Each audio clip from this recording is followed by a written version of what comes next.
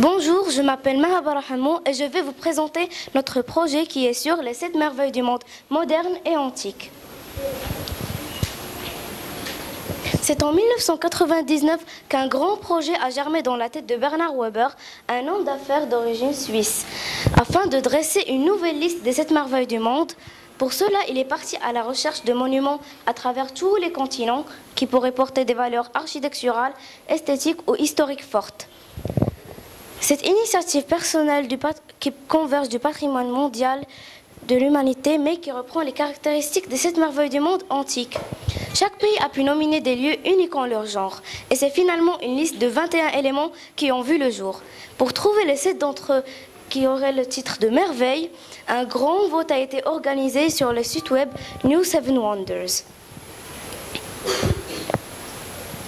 Il y a notamment en concurrence la Tour Eiffel de Paris en France, l'Opéra de Sydney en Australie, l'Acropole d'Athènes en Grèce, ou bien le site de Stonehenge au Royaume-Uni. En 2007, le classement a été dévoilé. Nous vous le faisons découvrir aujourd'hui dans cette présentation. Bonjour, moi, Tahab Al-Qaifa, et je vais vous parler de la Grande Muraille de Chine.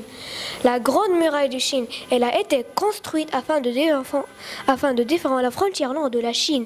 Sa surface, sa longueur et son épaisseur sont très impressionnants, car leur structure architecturale ne peut se comparer à elle. Les remparts font de 6700 km qui attirent chaque année de nombreux touristes. Contrairement aux idées reçues, on ne peut pas la voir de la Lune. Salut tout le monde, je m'appelle Melek Jouah et je suis très heureuse de vous parler de la cité de Petra. La cité de Petra, cette cité que l'on retrouve au sud de l'actuelle Jordanie, a été fondée à l'Antiquité. Petra se trouvait à l'époque à proximité des grandes routes commerciales. Les caravanes pouvaient transporter des épices et de l'encens vers les pays de la Méditerranée. Elle a été choisie comme deuxième nouvelle merveille du monde car les façades du monument sont directement gravées dans la roche. Merci pour votre attention. Bonjour, je m'appelle Rim Kamil et je vais vous présenter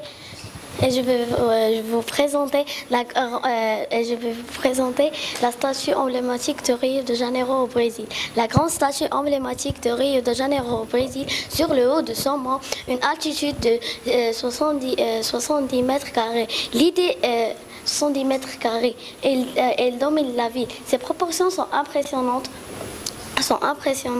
de 38 mètres de haut, une masse totale de 1145 tonnes.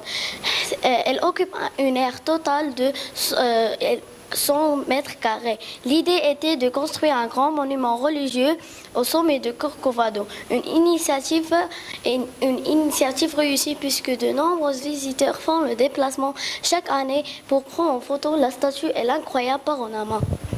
Bonjour tout le monde, moi c'est Miyessine et aujourd'hui je vais vous parler du Machu Picchu qui se trouve au Pérou. Le Machu Picchu est une ancienne cité inca que l'on retrouve au Pérou.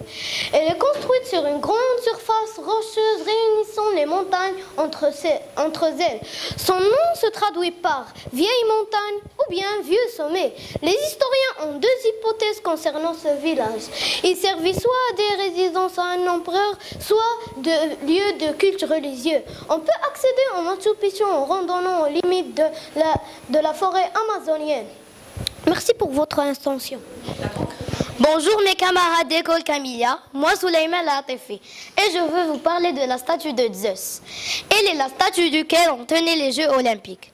Elle se trouvait dans la ville qui a donné son nom aux Jeux Olympiques. À l'heure des Jeux, on arrêtait de se battre et les athlètes venaient des 4 coins de la Grèce et même d'Asie mineure, de Syrie, d'Égypte et de Sicile afin de célébrer les Jeux Olympiques. Zeus mesure 13 mètres de haut. Construit en 466 avant le Jésus-Christ, transféré à Constantinople en 394 et puis détruite. Merci. Bonjour, mon nom c'est Mohamed Al-Dassader et aujourd'hui je vais vous présenter les jardins suspendus de Babylone. Les jardins suspendus de Babylone, situés sur la rive de l'Euphrate, à environ 50 km au sud de la ville actuelle de Bagdad. En Irak, rassemblaient des fruits, des fleurs, des cascades, des animaux sauvages et des terrasses. selon les historiens antiques et les poètes grecs. Or, peut-être ces jardins n'ont jamais existé, sauf dans leur imagination. Merci pour votre attention. Bonjour mes camarades d'école Camélia, moi Ilyes Hamid, je vais vous présenter le colosse de Rhodes. Le colosse de Rhodes, il a mérité une place parmi les 7 merveilles du monde, car non seulement c'était une statue gigantesque, 33 mètres, mais elle représentait avant tout un symbole d'unité pour le peuple habitant l'île méditerranéenne de Rhodes en Grèce. Et maintenant, faites place à nos camarades qui vont vous introduire aux 7 merveilles du monde moderne. Et maintenant, on va passer à la deuxième partie de nos projets. Et on va vous parler des 7 merveilles du monde antique. Les 7 merveilles du monde antique sont des œuvres architecturales et artistiques que les Grecs et les Romains considéraient comme parfaites. Elles correspondent toutes à des réalisations qui excèdent largement les proportions communes. Bonjour tout le monde, moi je m'appelle Imran et je vais vous parler de la pyramide de Khéops. Elle se situe à Gizeh en Égypte, la nécropole de l'ancienne cité de Menfi. À 8 km du Caire, là est la seule merveille qui ne nécessite pas de supposition quant à sa forme et son apparence. C'est la plus ancienne merveille, mais c'est également la seule à avoir vaincu le temps, puisqu'on peut encore l'admirer de nos jours. Bonjour tout le monde, je m'appelle Tahar Khebchi et je vais vous présenter le phare d'Alexandrie. Le phare d'Alexandrie, situé sur l'ancienne île de Pharaon en Égypte, il possédait une utilisation pratique. Pour les marins, il représentait un retour sain et sauf au port. Pour les architectes, il présentait l'immeuble le plus haut de la terre.